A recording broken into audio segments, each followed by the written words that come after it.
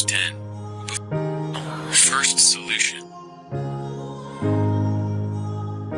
Click Search in beside Windows button.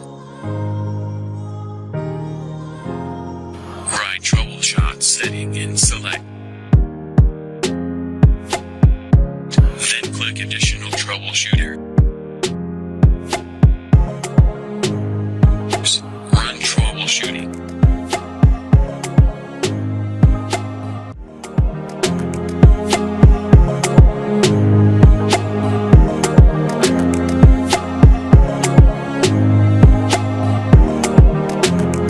Second solution.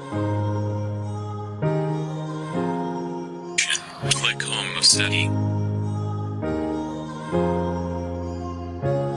Right Device Manager in search bar.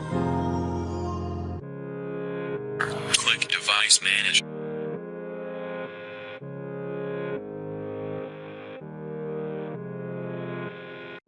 Select your Bluetooth driver. Click Update Driver.